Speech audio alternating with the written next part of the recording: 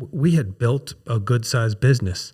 That business was about to have no revenue, right? Yeah. We were still making payroll every 2 weeks by the amount of ice cream we sold, right? Like we were producing cash, but not in huge amounts. So it wasn't like we had, enough in the bank that could float us for months.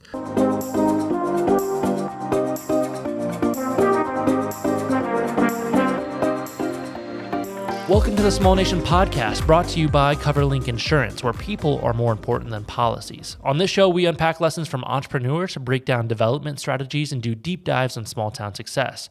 Our goal is to provide value to our listeners by hosting conversations that teach, inform, and inspire. Hey everyone, my name is Ethan DeLeon, and I'm here in the studio with the founder and CEO of Small Nation, Jason Duff. Today we're excited to be hosting former CEO of Jeni Splendid Ice Creams and Managing Director at Amok Consumer Growth Fund, John Lowe. John, welcome. Yay, John. Welcome. Very kind. Yeah. Pleasure to be with you both. Thanks. Did you bring ice cream today? I did not. I was getting so excited about that. Beginning to realize that it's the only way I make friends is if I bring some ice cream. We won't hold it against you. Well, John, it's great to have you on the show today. I have had the pleasure to get to know John over the last several years. We serve on the board at Wine and Coffee and Chocolate.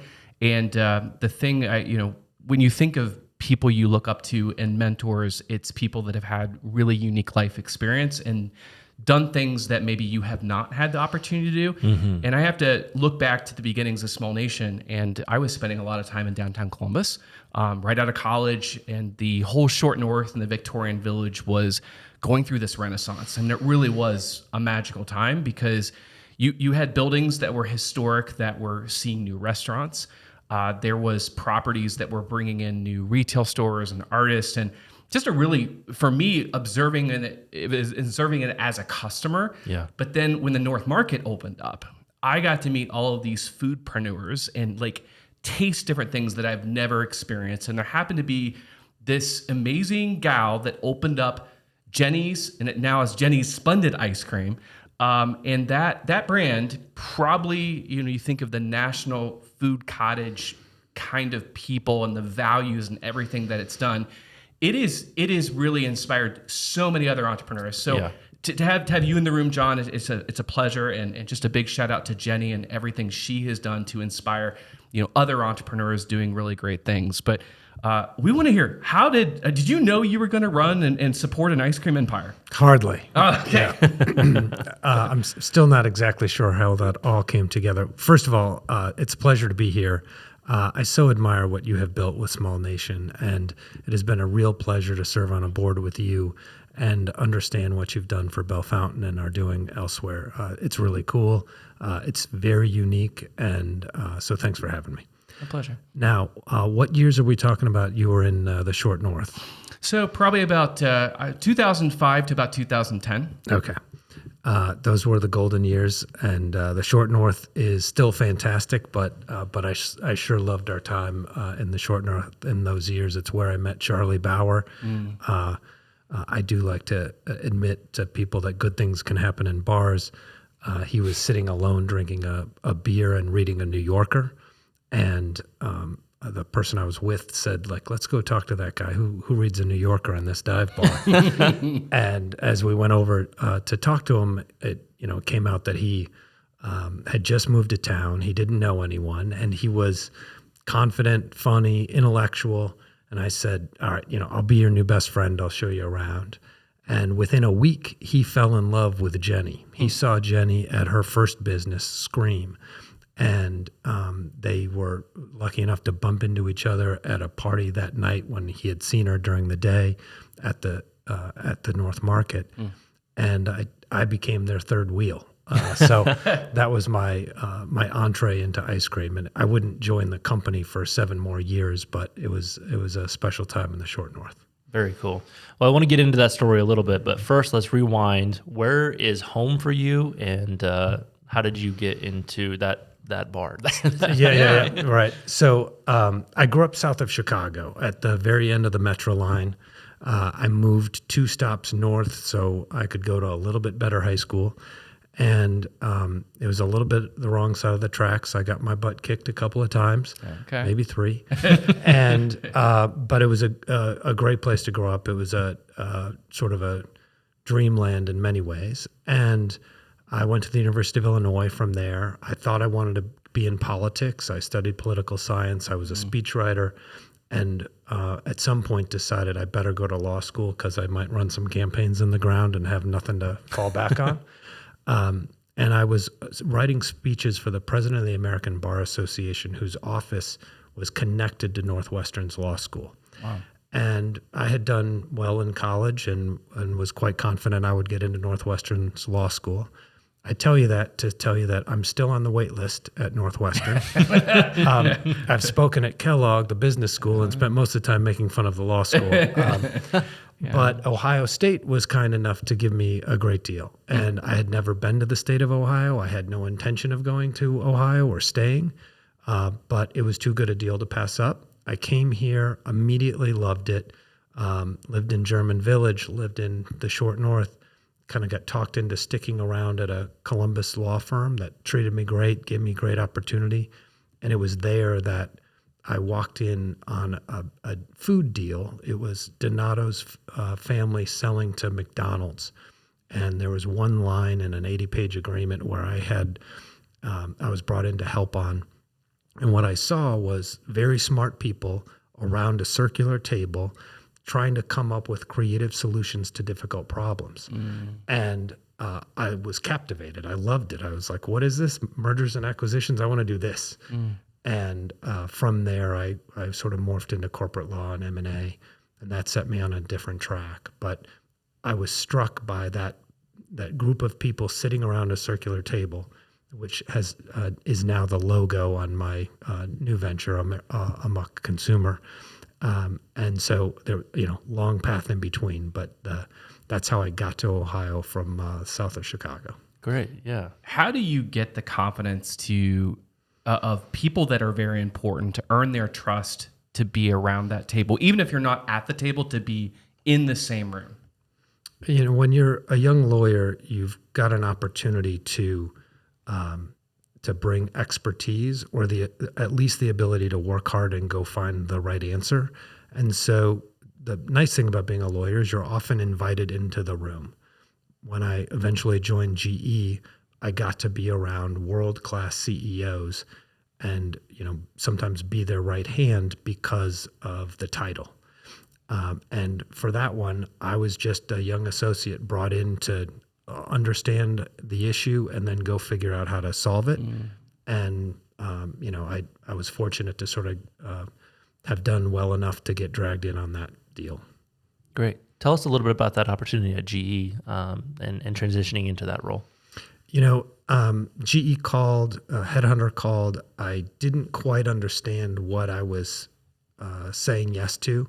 It was a tremendous opportunity. They had a sheet of people that had been general counsels within GE and gone on to be Fortune 500 CEOs. And I remember thinking well, good enough for them, probably good enough for me. I should do this. And it was a tremendous platform. I got to do deals I had no business getting to do. I loved it. I was around almost exclusively accountants and engineers. And, aviation engineers are a special breed. They're extraordinarily smart. And I got to be around really amazing people. It was a high performance environment. We were, we would show up at work for meetings at 7:30 almost every day. There were Saturday morning 7:30 a.m. meetings, and it was a high performance place. I loved it.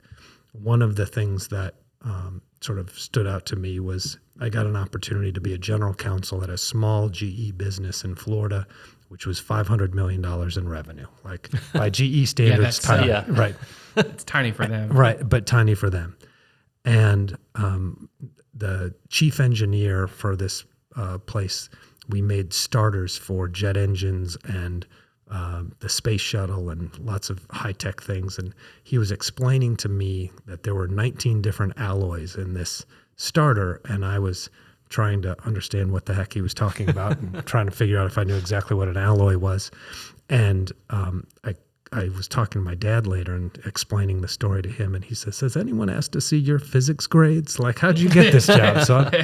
And ultimately, I think I was successful there because I was able to I wasn't a great specialty lawyer. Like there were brilliant minds doing environmental law and all sorts of things.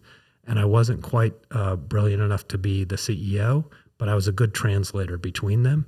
And that proved enough to be reasonably successful within GE. With those brain types you mentioned, engineers and accountants, and then also working for a big company and the processes and systems that are there, I connect with a lot of entrepreneurs that are very intuitive, like they kind of shoot from the hip. Okay, how do you, for just kind of coming out of school, how do you kind of reconcile those brain types of what's needed in a company with systems and engineers and accountants, and then you need those people that shoot from the hip? Totally. I could not have had success at Jeni's if I hadn't worked at GE.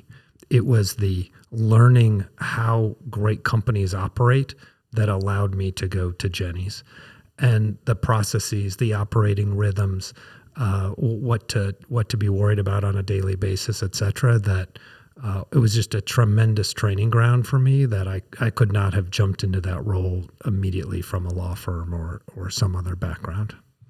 How long were you at GE then? 6 years. Was that Jack Welch days? Was he? No, not there? It was all Immelt, and history has begun to understand the hand that Immelt was handed, and on September 11th or the week of is when he took over.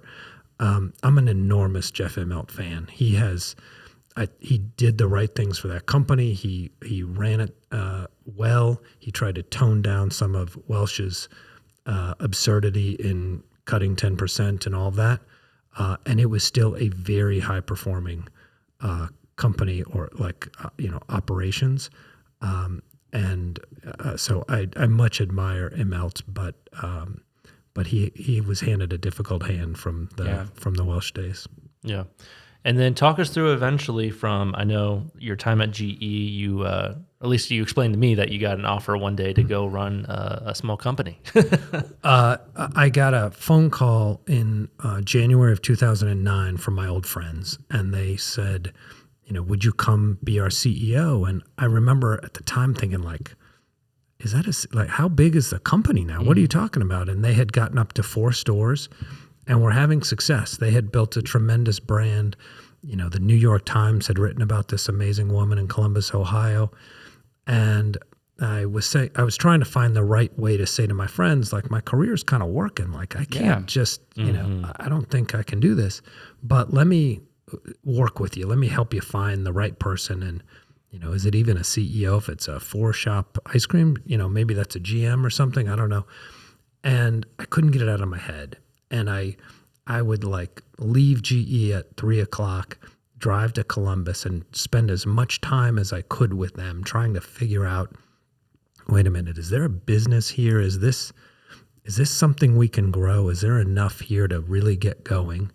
And are our values aligned? Are we looking for the same thing? How's this going to work? Jeni's name's on the door. She's the creative brilliance behind the company. How's Charlie? What's he do? What am I going to do? How are we going to get along? And Charlie's brother, Tom, was in the business, who was tremendous at sort of throwing his muscle and hustle at whatever the problem was. And so how am I going to fit in?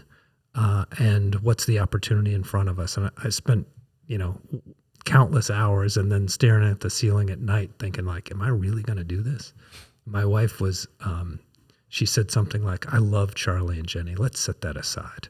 I didn't follow you around so you could go run a 4-shop ice cream company. Are you out of your mind, Well, you have to evaluate the business side of it and the financial risk side of it, but you seem to love the people. Yeah. All the soft side of it was absolutely sounds amazing, but when you can't quite pay your mortgage for quite a while, that doesn't work. I said to my wife, I was like, I think if we get it from 4 to 8 stores, we can pay our mortgage. And she said that was sort of the least sexy thing you've ever said to me, right? Yeah, right. What eventually, we had moved 5 times in 5 years for GE. We were worn down. It was a very difficult time. It was financial crisis. I was in Manhattan for 3 weeks, including weekends, when I got a phone call that said we needed to move back from Florida to Cincinnati, and it was tough. Wow. And I had begun to flirt with the idea of leaving GE, and I was talking to other industrials businesses when that phone call came. And so I was in a mental space of like, I can't do this much longer. But to convince my wife was going to be tough, and I wasn't sure it was the right call for me either. And eventually I said to her, like, look, we'll move back to Columbus. You'll go back to your law firm, and we won't move for 20 years. And she was like, Sold. That I can sign up for, yeah. Yeah, so it's kind of weighing the pros and cons and making a promise, not or to be put down roots somewhere, right? Yeah. And John, it sounds like in that process you did a lot of listening, and that's one thing that I have learned being around you. I think you have an excellent skill of being an active listener and letting people share the situation. You're good at looking at numbers and facts, and then when you're asked, you can provide that really deep advice. What was the process as you were watching those 4-store operations of things that you started to quickly identify were things that needed work? No, that's very kind. It was very evident that they had built a tremendous brand. Jeni was the world's finest ice cream maker, and we were making the world's finest ice cream. Those were very easy to see. Getting financial information was not great. I tell this joke that the guy that was doing our finances was 22 years old. He eventually became a barista in Portland, Oregon, and I thought he had found his calling because it wasn't doing the finances. Doing right? the finances, yeah. Great guy. Yeah. We loved him, but he just shouldn't have been doing the books. And so trying to extrapolate from the info we had, whether we were actually making money and what it would mean to open up a 5th store and what it cost to open up the first couple and what it would cost in the future and how we would get loans and all of that took some time, but you could figure it out eventually. And then it took a little bit of a leap of faith of there's people standing in line. We're charging a lot. We don't know exactly what our COGS are, but this should be working. And then our belief that we could grow the pint business quickly. When I eventually joined on July 1st of 2009, I knew, I tell people, you don't lie to your spouse, but there's some things you don't mention. And what I did not mention was that we would run out of cash in the company by the coming February if we didn't get real good at selling pints to grocery stores. But if we could do that, we would be producing cash pretty quickly because there was some margin built into our pricing structure then, and it helped a bunch. And so we did get good at that. I can come back and tell the story of my first sales pitch, which was not brilliant, but we got good at it, and that helped us sort of stay above water and be able to then begin to grow. So as you were going through that growth, and you mentioned, and I agree with you, that Jeni was making, she's one of the best, if not the best, ice cream maker in the world. The best. There's not a close second. Yep. So she built a brand, and people started evangelizing that brand, but that took some intent. And yesterday we hosted Jim Vickers on the podcast from Ohio Magazine, and we talked about marketing, advertising, and PR, and those 3 things. He unpacked the differences between that. Can you speak when Jeni's moved from her first store to actually being called Jeni's Splendid Ice Cream? Why was it important to invest in the brand? Well, when they got started with the second company, what would become known as Jeni's Splendid Ice Creams, I think she was playing with the name, like what should this be? It wasn't abundantly clear she wanted to put her name on it. And I wasn't involved at all that time. I've just heard her talk about it since. We have some old hats that say Jeni's Fresh Ice Creams. They were working on it. I think they nailed it when they got Splendid, and I think it told the world what this was, and it was different. And then, she had a natural ability to both do the branding really well. She always had a young designer with her that they would mind meld and what things should look like, and and we used to play with florets on the original logo, and like sometimes we liked them and sometimes we didn't, but like she was constantly working hard on the branding part. And then the PR was, I think, sort of some of the magic. She was great at telling the stories of what we were doing. Every person that interviewed her, fell for how charming and smart and unique she was. And all of that enabled us to go do things outside, above our sort of weight as a company. And so, when I eventually joined, one of the first things I said to her was like, we've got to get you out more, right? You've got to be out telling our story. And I think she was great at it. She didn't love it. It didn't sort of feel natural to her. And then she got very good at it, and it started, it worked, and she, she took off, and it took off for the company. Yeah. Every once in a while, we have these themes that come up in several episodes of the podcast, and the importance and significance and power behind telling your story is a reoccurring theme that keeps coming up. Very much so. And for founders that are listening and as they're going through that growth, you've seen a lot of different early startups, and particularly those that are in consumer-facing businesses. What are some of the challenges that tend to pop up with founders, and when should they stay in the business, and when should they maybe look at other roles or other things that they should be involved in? Too often, especially in restaurants, people are just trying to do everything, right? And it is difficult to be great at scheduling and ordering the food and making sure that customers are happy and checking Facebook or Yelp scores and hiring for the next one and getting the loan and putting the finances together. And like, I always tell people, like, the early stages of growth are lumpy, and you've got to grow enough to be able to hire somebody else to help you. And sometimes that's just a chief of staff who does all of the things you don't have time to do. And sometimes it's a world-class CFO or somebody to be out telling the story or doing the sales or whatever.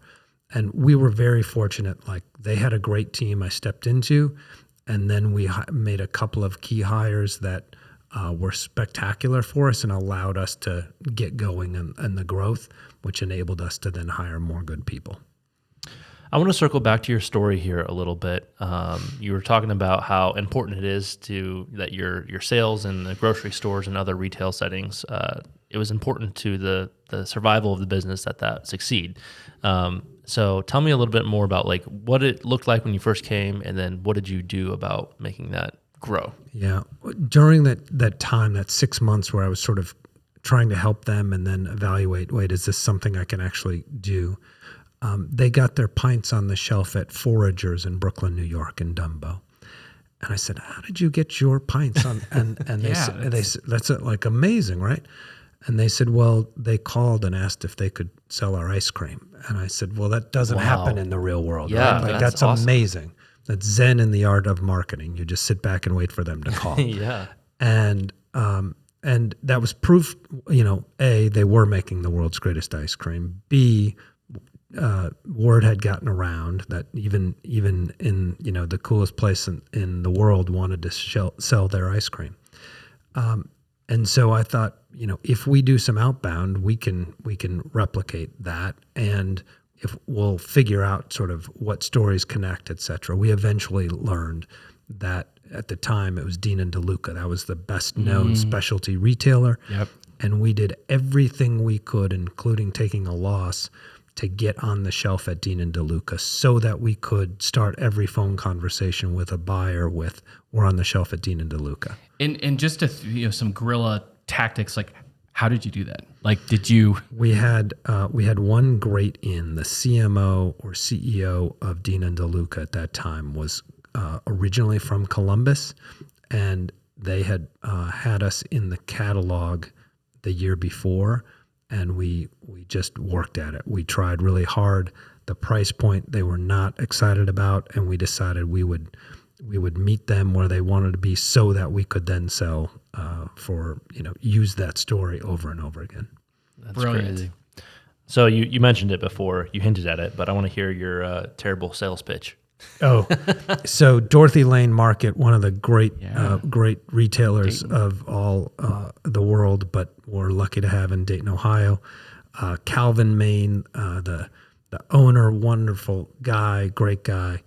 I asked for a meeting with him. I went over with a bunch of ice cream, and I literally stumbled through our story, and I was terrible. And he was eating the strawberry ice cream very slowly and like looking at me and sort of like listening to me talk.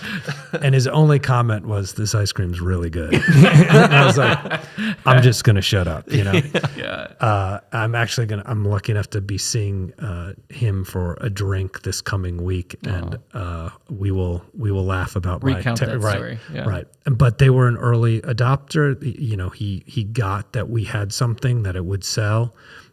We talked a lot about price point.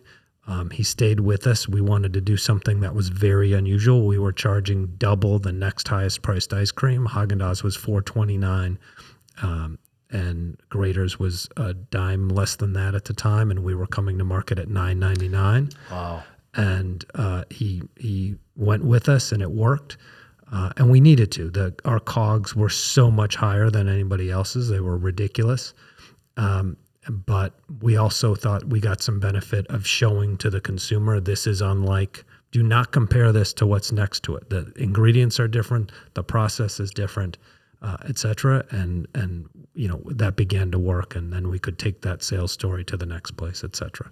And as you were growing, you mentioned the COGS, or the cost of goods sold, were a lot higher. And if you have had Jeni's ice cream and you go into the stores and you hear the values of Jeni's, in the beginning, it was really working with local farmers and producers. And I think a lot of the brand is still, supporting those values.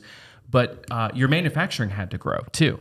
Yeah. And so walk us through that growth. And then there was a pretty notable event that was a crisis for the company. And, entrepreneurs have crises.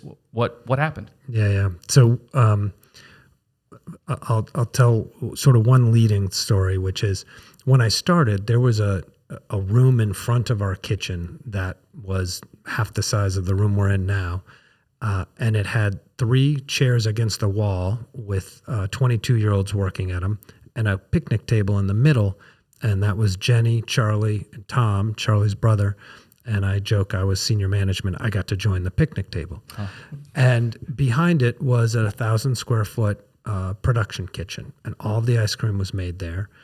And, early on in my first week, a whole bunch of people started walking in with bags of mint from Jorgensen Farms. And I was told, we're making mint ice cream today. And I was like, okay. That's how we decide. That's kind of amazing, right? And we eventually needed to get more spread out. We needed some office space. We got some office space. We eventually outgrew that kitchen. We went to a bigger spot with what we thought was a huge freezer. And during that, transition, we needed to find new suppliers and people who could keep up with us. And that was always like a really important personal decision, right? Jeni had these great relationships, and we wanted to keep them with us as much as we could. And we were turning into a pain in the butt, customer for Val Jorgensen. Like, she wanted to bring the mint when the mint was ready. And sometimes we needed, as we grew, we needed to make it 3 months in advance. Now we're sometimes making it even longer in advance. And so that was a constant, like, how do we do this the right way? When we're outgrowing our milk supplier and all of that. So we were working at it. All right, at this time, we're going to take a quick break to hear a word from our sponsors. Tired of gyms not being open when you want to work out? Then check out the region's best 24-hour fitness center, Anytime Fitness in downtown Bell Fountain. They have all the equipment you need and the best trainers and coaches to help you get in the best shape of your life. It's truly your one-stop shop for fitness. Anytime Fitness is open 24 hours a day, 365 days a year.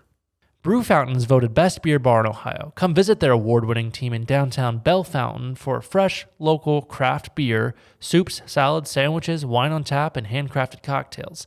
And they're always available to cater your next event with their boxed lunches and platters. Cheers to Small Nation. What you're referencing is we wake up one day in 2015 and get a phone call that the FDA had tested a pint of ice cream in Lincoln, Nebraska, and found listeria. And all of a sudden, like, all of the info was not clear. Like, well, if they tested it, then, like, did they take the rest of the ice cream off the shelf? Why were they testing in Lincoln, Nebraska? And none of the info was clear coming back to us. It didn't make sense. Eventually, we would find out that the local ag department had decided to test all of the ice cream on the shelf at Whole Foods, but instead of buying one of Jeni's, they bought all of the flavors, because after you test it, you get to eat it. And wow, right, but got the lottery with that. Right. Yes. But they found listeria and they didn't believe it, and so they sent it off to an FDA lab in Denver. And 2 weeks passed before the lab said, yeah, that was listeria. And then we get a phone call, and it was rather nonchalant. And so we're scrambling, like, well, okay, first thing, like, we got to get all the ice cream off of that shelf. And so we paid a courier to go buy all of our ice cream. And then, then the wheels start working of like, wait a minute, if it's there, there's no reason it wouldn't be at the other Whole Foods down the street and then everywhere. And then pretty soon we were realizing, well, then it could be in the buckets. And, now it's, at night, and we're trying to figure out, like, wait a minute, we can't open our doors tomorrow. We serve pregnant moms and elderly people, and, like, we can't risk somebody getting this. And, we had a tremendous leadership team, and we were huddled around a table. And I'd had a great deal of sort of crisis management training at GE, and one of the things, stood out to me at the time is, like, before you go public with something, like, try to have somebody articulate the reason not to do what you're about to do or whatever. And so we tried to have somebody around the table give the devil's advocate, argument of don't shut everything down. And we sort of went around the room and no one would talk. And I was like, we all know what we got to do, right? Yeah. Like, there's no decision to be made here. This is simple. And Jeni was amazing in it, and Charlie was amazing in it, and our CFO was a great guy. And we kind of assumed at that point we were going bankrupt. Like, we couldn't get our head around what it means to just close the doors. Because it's not just the inventory loss. It's what fines or what processes that you may have from a government regulation entity. But then you've got the PR. How do you communicate to customers, and how will your customers respond? Yeah. And we weren't worried about fines. We recognized all of a sudden we had built a good-sized business. That business was about to have no revenue, right? Yeah. We were still making payroll every 2 weeks by the amount of ice cream we sold, right? Like, we were producing cash, but not in huge amounts. So it wasn't like we had, enough in the bank that could float us for months. And then, you've got millions of dollars of ice cream out in the world. You're going to have to refund. I can't get my head around in this short period that night thinking how we wouldn't go bankrupt. And to be clear, like, we also had personal guarantees on lots of things in the business. Most founders and companies do, and I think that's not talked about enough, because you used to have these things in business called non-recourse loans. Those are now extinct. Right? Yeah. Those are the dinosaurs that don't exist anymore. So yeah, that's exactly right. Yeah. So we focused on, as we sort of said to each other, we know there's value here. We're just going to have to take the long view of, can we got to get through this, and we've got to be great with customers. We got to be transparent. And we had built the business as an open brand. A local woman in Columbus had written a book called The Open Brand. I was a huge fan of it. Kelly Mooney is the woman, and it was brilliant advice at the time, and we had followed it as Jeni created the business, and then as we grew it, and we fell back on our values. We were going to continue to be transparent, and where we got lucky was in a number of ways. One way is Jeni is a tremendous communicator. She's a great writer. We had Ryan Morgan on our team, a great writer, Charlie Bauer, a great writer, and I think I am. And among us, we could work together late at night, coming up with what's the press release going to say, what's it going to say on our door, what's our website going to say, and Jeni was willing to put her name on it. Right? It wasn't the company management says doors are closed today. It was a spokesperson. It wasn't right. that yet. Right. It was everyone. Always a name, and it was never a PR person. Nothing against PR people. It was a person. It was Jeni speaking or me speaking or whatever it was. And I think people responded well to that, and they knew we had done everything. As soon as we learned of it, we'd done everything we could to protect people. And then we got very fortunate to get backstop loans. Some of our local investors came up with some money for us. PNC Bank was willing to match dollars that we put in personally, and I will tell you, don't do this, but Charlie and I went to the bank, pulled out our 401ks. We knew we had 60 days to put it back in without a tax hit. And so that was a number, I don't remember what, call it $500,000, and we put it into the company, and PNC matched us, and that enabled us to make one more payroll, and yada yada yada.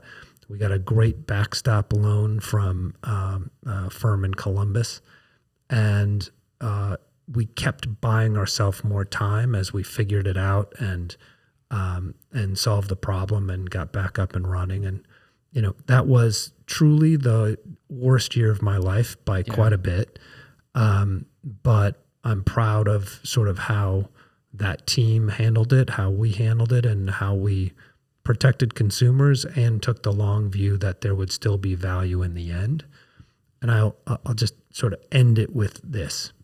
I wouldn't wish that on my worst enemy, but there is a good argument that our brand actually benefited in the long run from it, and that more people heard about us and heard reasonably positive things about our response.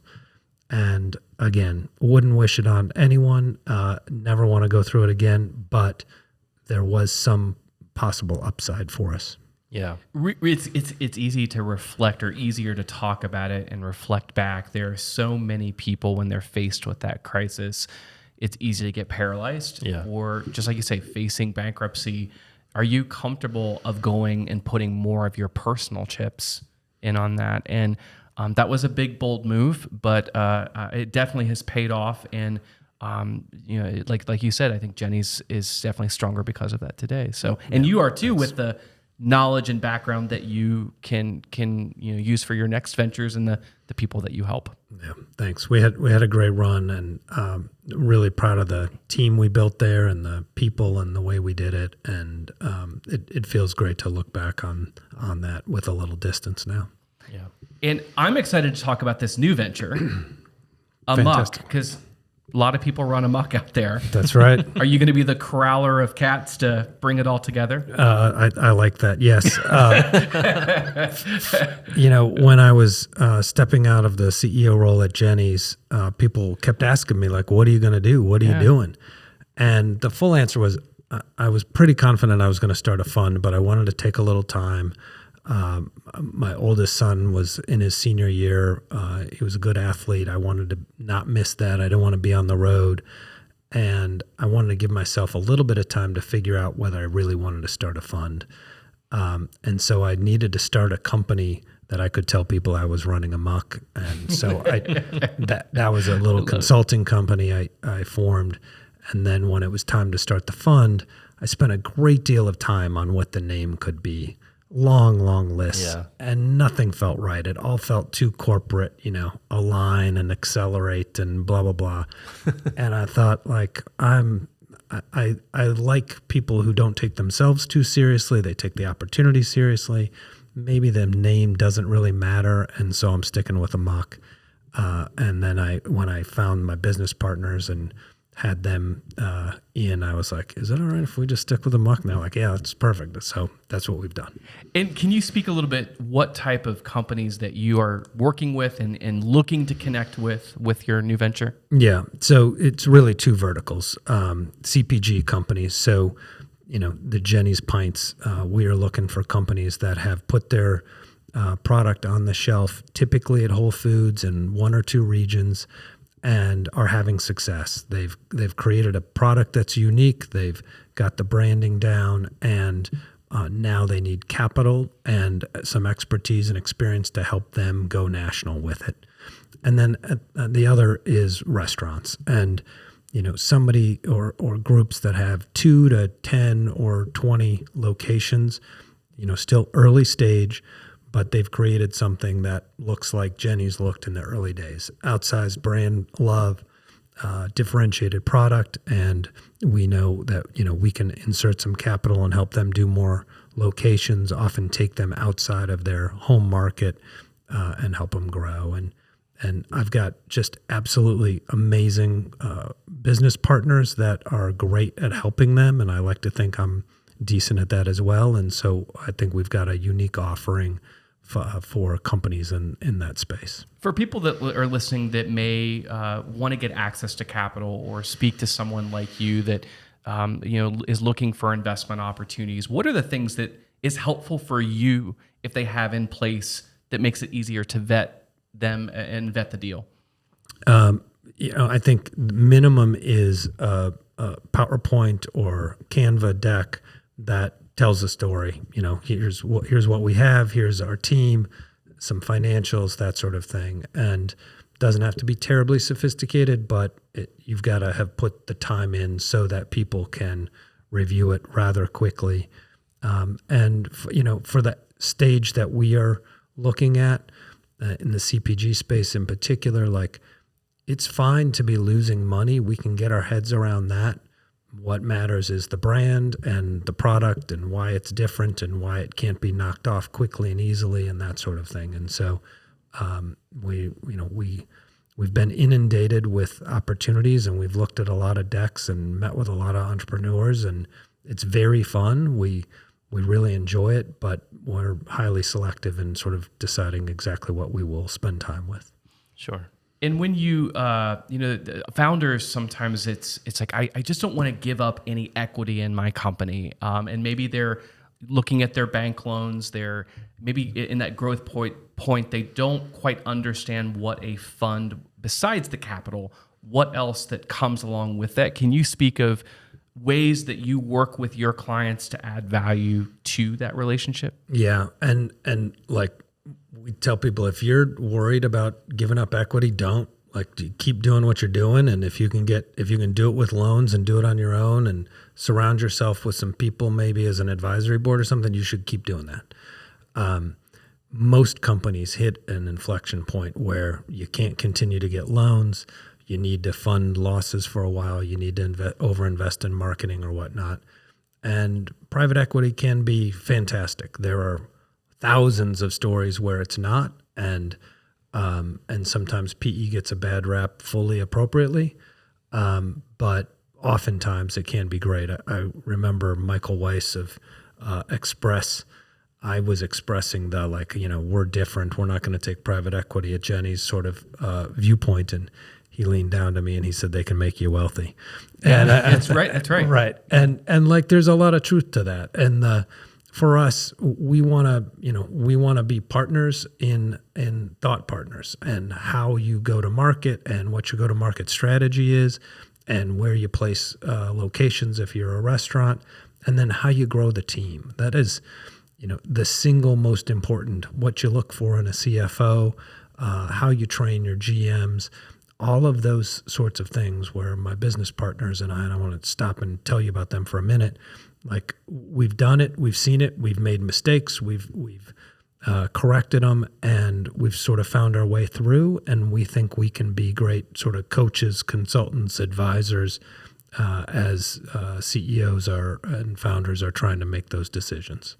And so real quick, my first call was to Rochelle Lynch. She was the chief sales officer at Jeni's. She's had exits at Burt's Bees. She grew up at Burt's Bees, then Plum Organics. I spent 6 months trying to talk her into joining us at Jeni's. We had sort of grown the wholesale business as big as we could through muscle and hustle and bad sales pitches. And I needed somebody that had done it before and knew what they were doing, and she was spectacular. I joked she was the most difficult to manage employee we ever had at Jeni's, and then I just made her a business partner.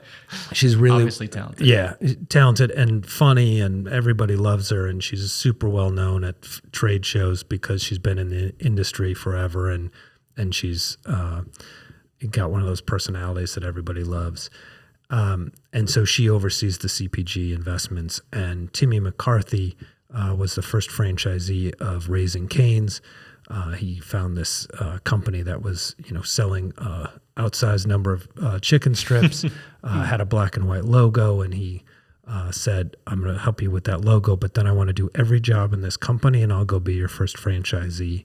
Wow. And he, brought it back to the Ohio State campus. He struggled for a year.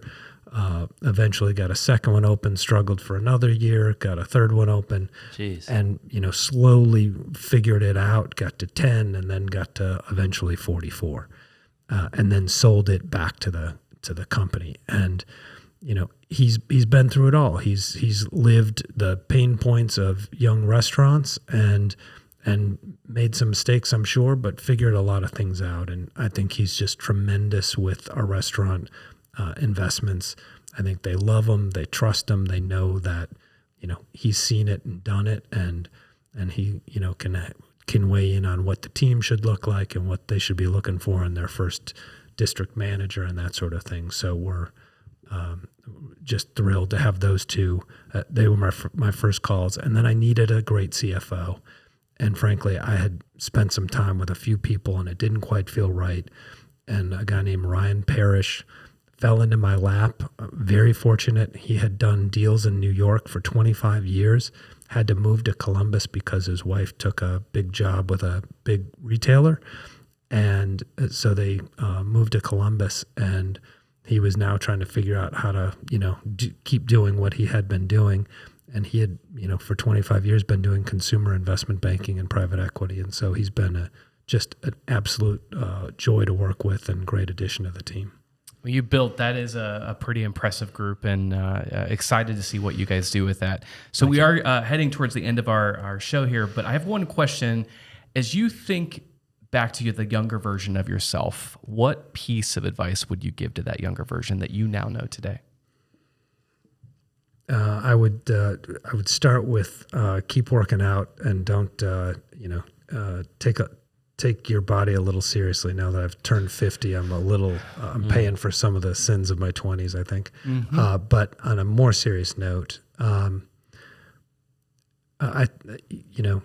keep grinding. Like the working hard pays off, whether it's in sports and athletics or studies or work. And I'm proud of sort of having had a high motor in studies, and I think I've still got it to some extent. I see it in my kids, but like that matters a lot, and I think I would encourage myself that will eventually pay off if I was talking to my former self. And as I said that, I think of you as one of the highest motors I've ever seen.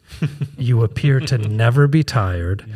You are always on the go. I'm weird. I appreciate that. Like, I think it is really special. I think you get more out of every day than about any person I know. Yeah. And it's cool to see and cool to be around. It's also quite intimidating because, I think at 8 o'clock I'm going to be looking for the bed, and I think you're just getting started. Imagine working for him. Yeah, right. Yes. Good luck with that. Yeah, kind of weird. Well, on that note, let's move over to our show segments. Yeah, we're going to move into a rapid fire Q&A. Okay. So just some fun questions here. The first one is, are you right or left-handed? Right-handed. Right-handed.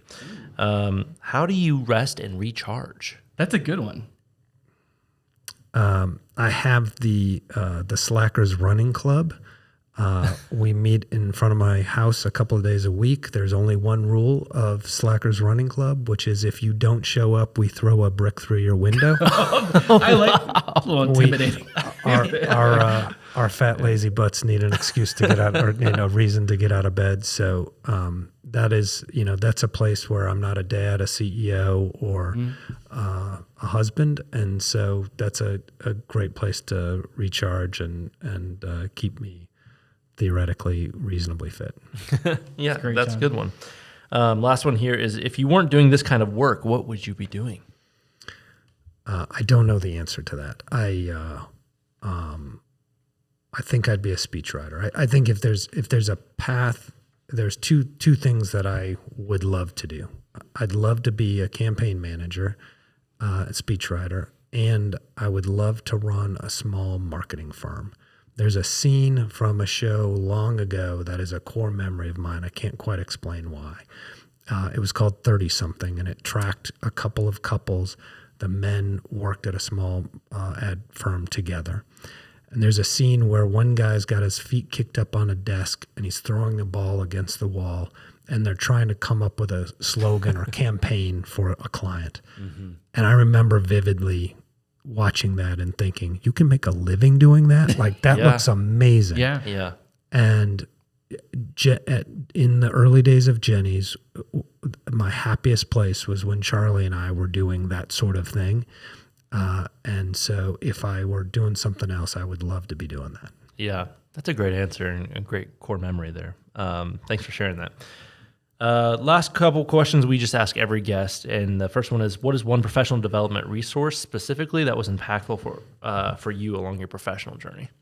I resisted getting an advisory board for Jeni's for too long. I resisted it because I thought we were different and people wouldn't quite get us, and I was dead wrong. We needed smart people above us, not above us, but like who had seen some of the problems and could help. And once we did that, it made life easier. Frankly, it made my life easier because now I wasn't saying like, where's that report?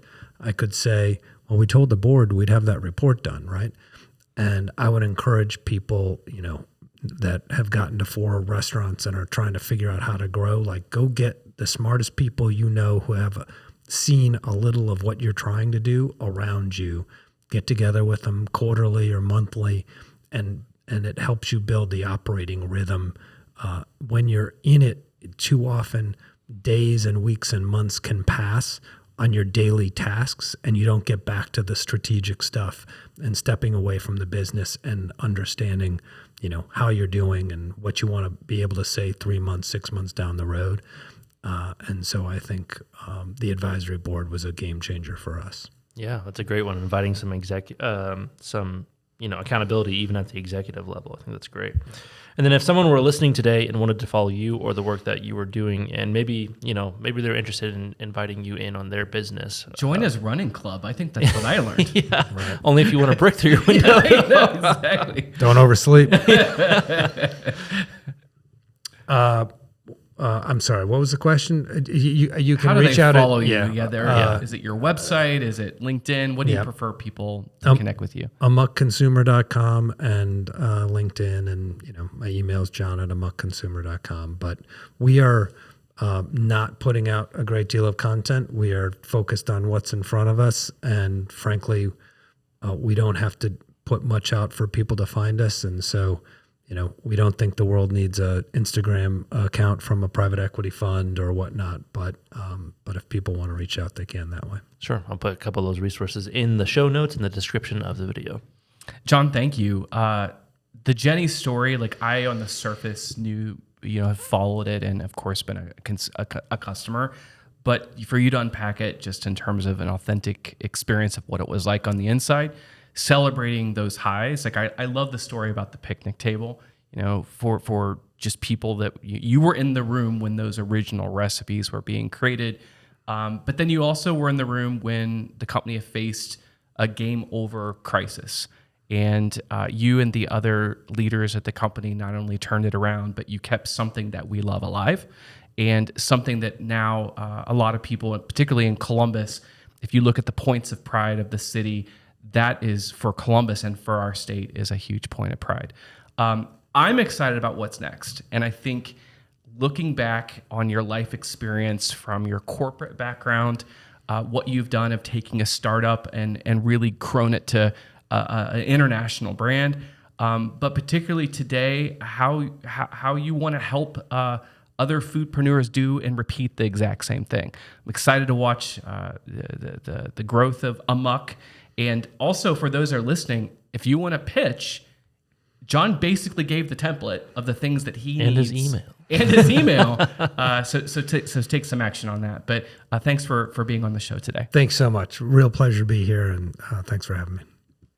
Thanks for tuning in on this episode of the Small Nation Podcast. We hope that conversation proved valuable to you. And if you enjoyed it, be sure to share the episode and follow the show on Spotify, Apple Podcasts, or your favorite podcasting platform. You can also subscribe to the Small Nation YouTube channel if you prefer to watch your episodes. Follow Small Nation on social media, and we'll see you in the next episode.